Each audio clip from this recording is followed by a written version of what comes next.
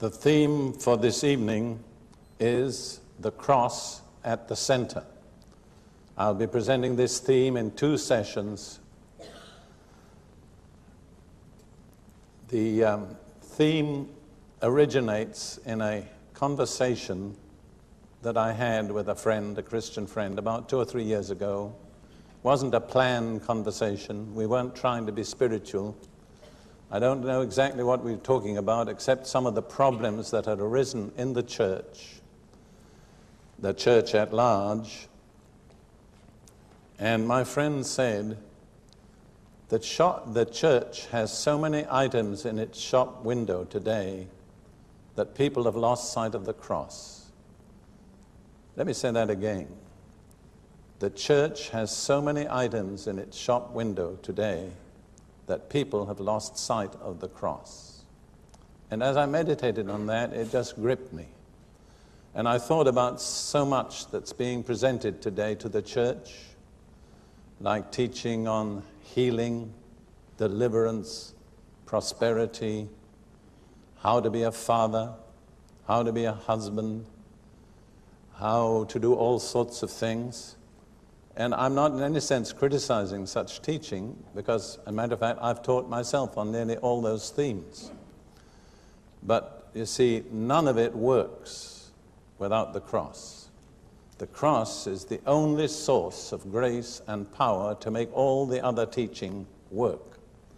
And if we don't keep the cross in the center, then we have a lot of fine principles and ethics and rules which we can't live up to. And the usual result in the church has been when we find we can't live up to them, then we gradually bring them down to our own standards. But they're not the standards of the New Testament. In order to introduce this subject, I would like to read some words of the Apostle Paul in 1 Corinthians chapter 2, verses 1 through 5. I particularly enjoy the first 2 chapters of 1 Corinthians because in them, essentially, Paul is dealing with the difference between the wisdom of this world and the message of the cross. And when he speaks about wisdom, he had primarily in mind the philosophy of his day, which was Greek philosophy. And before I became a Christian, a committed Christian, for 7 years, I was involved in the study of Greek philosophy at Cambridge University. And so I feel I am particularly in a position to understand how true and appropriate Paul's words are about Greek philosophy, and then philosophy and human wisdom in general. But I have to testify that it's very clear from Paul's writings that he had a very thorough understanding of Greek philosophy. He was, in fact, a highly educated man, because he was also extremely well educated in the teachings of Judaism in his day. And yet here in these verses that I'm going to read, he makes a most astonishing statement. He says, I determined to know nothing. That's an unusual statement for any kind of person. But I'd have to say, for Jewish people, it's astonishing. Because if there's one thing that the Jews have prized historically through the centuries, it's knowledge. And to find a highly educated Jew saying, I'm determined to know nothing, you have to ask yourself, whatever could have made such a man make such a decision?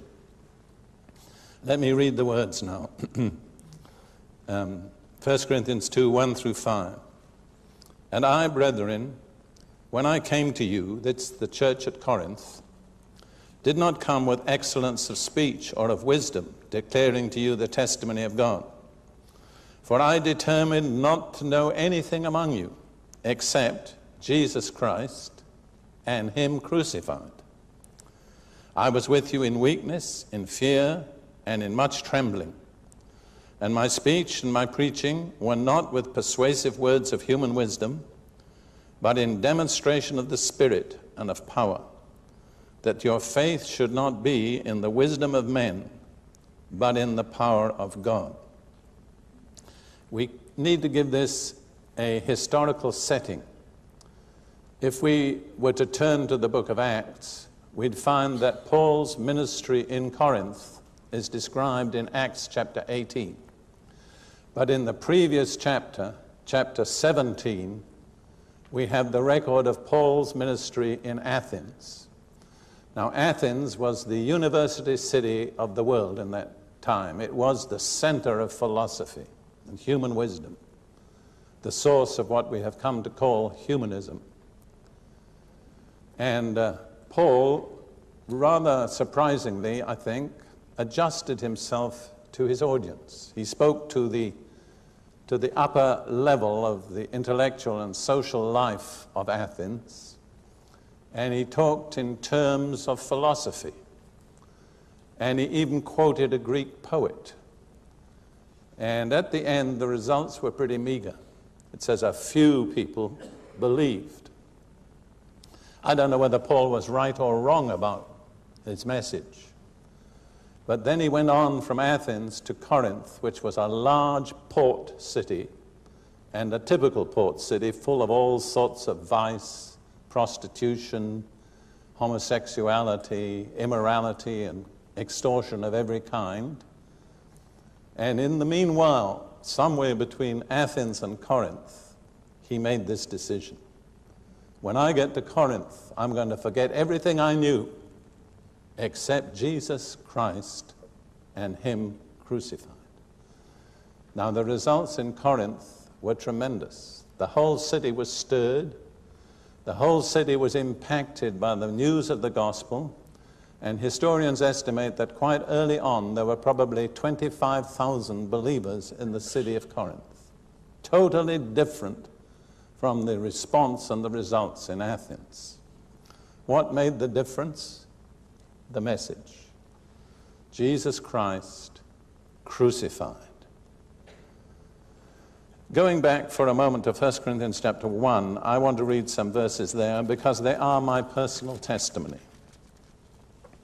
As I've already said, I spent 7 years studying Greek philosophy and other forms of philosophy, modern philosophy, what was fashionable in those days, which is about 50 years ago, which was called linguistic philosophy, logical positivism, and all that. If you've ever been involved in philosophy, I was a pupil of Ludwig Wittgenstein at Cambridge for 2 years, and he was known as the father of linguistic philosophy, a very brilliant man, but definitely not a Christian. So this is my personal testimony. 1 Corinthians 1, verses 18 through following. For the message of the cross is foolishness to those who are perishing, but to us who are being saved, it is the power of God. For it is written, and this is quoted from the Old Testament, God says, I will destroy the wisdom of the wise and bring to nothing the understanding of the prudent. Where then is the wise? Where is the scribe? Where is the disputer of this age? Has not God made foolish the wisdom of this world? For since in the wisdom of God, the world through wisdom did not know God, it pleased God through the foolishness of the message preached to save those who believe. That's my testimony. In the wisdom of God through wisdom, I never came to know God. But when I heard the foolishness of the message preached and responded to it, I was saved.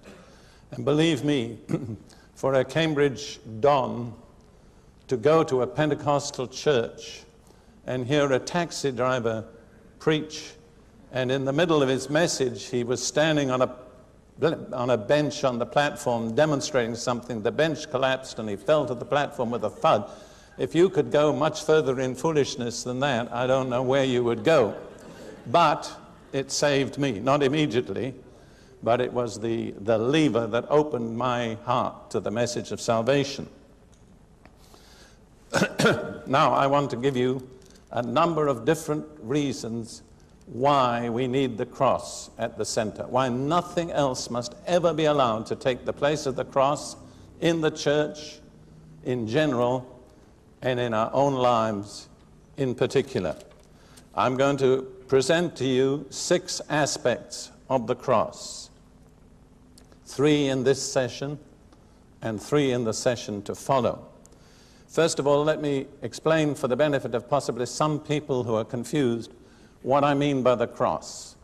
I realize for people with certain backgrounds, the cross is a piece of wood or metal that they hang around their necks or that they put on the wall of the church. Now, I want to say I am in no sense criticizing that. I can perfectly accept it. In fact, in some of the circles in which I move in strongly anti-Christian social environments, I always am glad to see somebody with a cross around their neck, because it has a lot to say in that environment. But when I talk about the cross, that's not what I'm talking about. When I talk about the cross, I'm talking about the sacrifice that Jesus made of himself upon the cross, his sacrificial death, and all that it accomplished for us. But rather than use all those phrases again and again, I condense it to the phrase, the cross. The first aspect of the cross that I want to present to you is that it represents one perfect, all-sufficient sacrifice. This is stated in Hebrews chapter 10 and verse 14. Excuse me. For by one sacrifice, he, that is Jesus or God, for by one sacrifice he has perfected forever those who are being sanctified. What the writer is saying is, by his sacrificial death on the cross, Jesus made, excuse me, after about the first 2 hours it gets better. Jesus made total, perfect, all-sufficient provision for every need of every human being at any time and in any place forever. He never would have to do it again. If you read the preceding verses, the writer is contrasting the priests of the Old Covenant with Jesus as the priest who offered himself as a sacrifice. And he says about the Old Testament priests, they never sat down. They always remained standing because their job was never finished. They could offer any number of sacrifices, but always another sacrifice was going to be needed. But then he says about Jesus, but this man, after he had offered one sacrifice for sin forever, sat down at the right hand of God. Why did he sit down? Because he was never going to have to do it again. By one sacrifice, he had made total, perfect provision for every need of every human being. The nature of the sacrifice is prophetically described 700 years before it took place in the prophet Isaiah chapter 53, this great preview of the atonement of Jesus. Although Jesus is not named, he is the only one that answers this description. In verse 6, Isaiah says, all we like sheep have gone astray. We have turned every one to his own way. And the Lord has laid on him, that is on Jesus, the iniquity of us all. That's the problem of the whole human race. It's one thing we all have in common. We may be Europeans or Americans or Russians or Asians or Africans. Doesn't make any difference. This statement applies to all of us. All we, like sheep, have gone astray. We have turned every one to his own way. We have turned our back on God and his requirements and gone our own way. And the Bible here calls that iniquity. That is a very strong word. I think the best, most helpful modern translation would be rebellion. God has made to meet on Jesus the rebellion of the whole human race. But that word that's translated rebellion also means the evil consequences and the punishment for rebellion. And that's why it is a perfect sacrifice, because God visited upon Jesus the rebellion of all of us, all its evil consequences, and all the judgment that was due to it. In very simple language, the truth is this: all the evil due by justice to us came upon Jesus. That all the good due to the sinless obedience of the Son of God might be made available to us. Very, very simply, all the evil came upon Jesus, that all the good might be made available to us. That's all that Jesus needed to do. He did it all by that one sacrifice. In Isaiah 53, verse 10, the prophet takes this picture one step further and says, "Yet it pleased the Lord to bruise or crush him. He has put him to grief. When you make his soul an offering for sin, he shall see his seed, he shall prolong his days, and the pleasure of the Lord shall prosper in his hand." There, incidentally, is a clear prediction of the resurrection of Jesus, because in the previous verses it has stated that his life was taken from him. So when it says he shall see his seed, he shall prolong his days, that could not be without his resurrection. But it says there that God made the soul of Jesus the sin offering or the guilt offering for the entire human race. This is something that our human finite minds cannot really comprehend. That when Jesus was on the cross, I believe personally, our sicknesses and our pains were visited upon his body, but our sin came upon his soul. And his perfectly righteous, holy soul was made sin with our sinfulness. And by that sacrifice, he carried away our sin. See, the whole Bible has one consistent message. There's only one remedy for sin. It's a sacrifice. And every sacrifice of the Old Testament looks forward prophetically to the sacrifice of Jesus on the cross. But by that one sacrifice, he removed sin forever. Really, it's important in this context to study the Epistle to the Hebrews. And the writer of Hebrews says about the sacrifices of the Old Testament, in those sacrifices there was a reminder again made every year of sins. But they could not take away sin. Take, for instance, the chief sacrifice of Israel, the sacrifice of the Day of Atonement. It was only valid for 1 year. It did not take away sin, it covered sin. It covered sin for the year until the sacrifice was due again. In a sense, it was a reminder of sin. Every year they were reminded, you've got to deal with the sin issue. And they could only deal with it for 1 year. But then the writer of Hebrews says that Jesus put away sin by the sacrifice of himself. Consequently, no more sacrifice is needed for sin. Paul interprets this in 2 Corinthians 5, verse 21. Many Christians reading that verse in the New Testament would not immediately understand that Paul is quoting Isaiah chapter 53, verse 10. You only understand that when you realize that according to the law of the Old Testament sacrifices, the animal sacrificed was identified with the sin of the person who sacrificed it. So when Jesus was sacrificed on the cross, he was identified with our sin. And Paul expresses it like this in 2 Corinthians 5:21.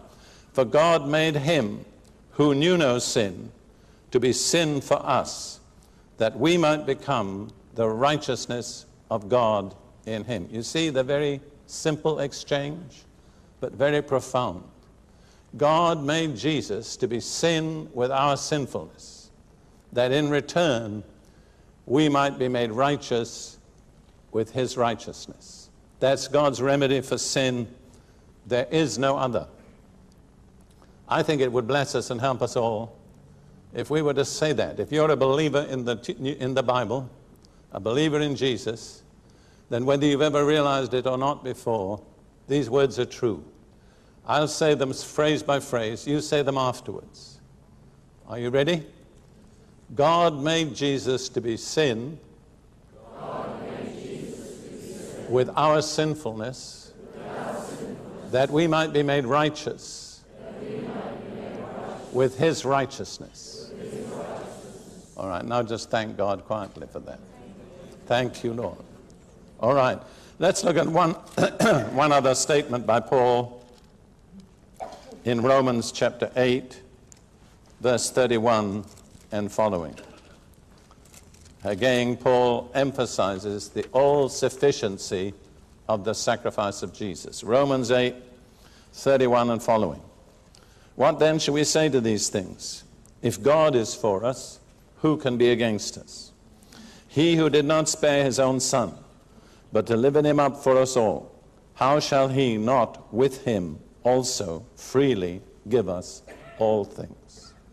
So that's what's provided through the sacrifice of Jesus. God, having given Jesus, will not withhold anything, but also with him freely give us all things. I'm going to say that again because it's a staggering thought. Also with him freely give us all things. So the one sacrifice of Jesus releases the total abundance of God's mercy and provision. We do not need any other basis. In fact, there is no other basis. This is the one and only and all-sufficient basis for the release of God's mercy and grace. Very important to understand this, because if you come to God for mercy and grace on any other basis but the sacrifice of Jesus on the cross, God will not meet with you, because it's a false basis. It's not true, and God is a God of truth. We can't come to him on the basis of our good works or our religiosity or our family background or our nationality or our talents, because God is not impressed by those. They do not release the mercy and grace of God. The only thing that releases God's mercy and grace is the fact that Jesus was made sin with our sinfulness, died in our place, and rose again from the dead. And I want to urge you never to pass a day without meditating on that.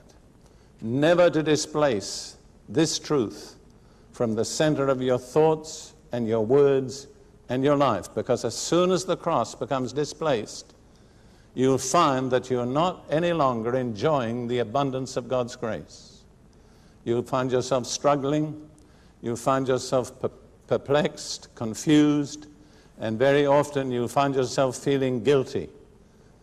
And you won't understand what's happened in my life. Why has things gone wrong? The answer is, what has happened in your life is that the cross has been displaced from the center. All right, the second aspect of the cross that I want to speak about is that it's through the cross that God's supernatural grace is released in our lives. You see, Christianity is not a set of rules. I remember saying this to quite a large audience somewhere. I think it was in the United States, but I forget.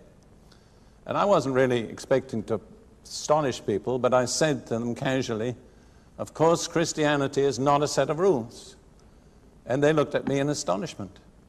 I think they would have been less shocked if I'd said there is no God. To me, this is something that's become obvious over the years. Christianity is not a set of rules. It's not a set of laws.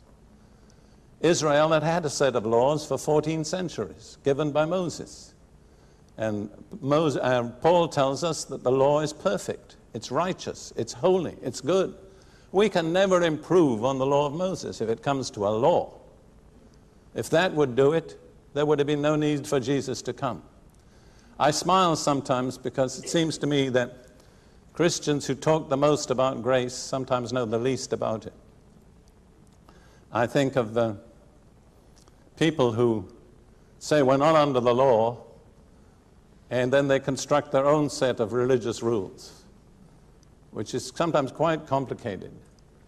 let me tell you, dear brothers and sisters, if the law of Moses wouldn't do it, Baptist law won't do it, Pentecostal law won't do it, Catholic law won't do it. We can never improve on the law of Moses, but the law of Moses failed, not because there was anything wrong with the law, but because there was a problem in us. We were unable to keep the law because of the weakness of our fleshly nature. I'd like to read some words of Paul on this theme in Galatians chapter 3, verses 11 and 12. But that no one is justified by the law in the sight of God is evident, for the just shall live by faith. Yet the law is not of faith, but the man who does them shall live by them. So Paul says no one can ever achieve righteousness with God by the law. Actually, the translators have put in the word the law, which is legitimate because he has primarily in mind the law of Moses. But if you leave out the word the, it's still true. No one can achieve righteousness with God by keeping any law. There is no law that can enable us to achieve righteousness with God. It's not the way we can ever become righteous with God. Now, I'm sure I can see some of you looking puzzled. I'm not surprised. I think this is one of the most frequently made statements in the New Testament, which is the most persistently ignored by Christians. There must be at least a dozen places in the New Testament where it says in one way or another, you can never achieve righteousness with God by keeping a set of rules. And yet the majority of Christians that I move amongst have somehow got the idea that if I keep the right rules, I'm all right. Doesn't work. God doesn't accept it. Doesn't produce the results that God wants. As a matter of fact, it tends to produce the exact opposite. Because people who focus on keeping laws become what we call legalistic. And then, whatever particular section of the church they belong to, they say, our laws are right, and we're righteous because we keep them, and those people over there in that section of the church don't keep our laws, so they're not righteous. So actually, legalism tends to split the church up into a lot of different groups according to the particular set of laws which one group is keeping. Then what is the purpose of the cross? How can we avail ourselves of it? I want to say something that's very easy to say, but not always easy to live, which is the purpose of the cross is to bring us to the end of all our wisdom and all our strength, and to show us that they are totally of no avail whatever. And we can only begin to enter into the grace of God when we've come to the end of ourselves. And a lot of you at the present time are going through problems and pressures in your lives, and you're saying, what's God doing? The answer is God is gently but firmly bringing you to the end of yourself, where the best you can do doesn't even begin to be good enough. And you've got to come to the end of all that and release something that's totally from God, which is good enough. If you would like information about further teaching resources available from Derek Prince Ministries UK, please call us and request a copy of our latest resource guide on 01462 492 100. You may also visit our website at www.dpmuk.org or write to us at DPM UK, Kingsfield, Hadrian Way, Baldock, SG7 6AN.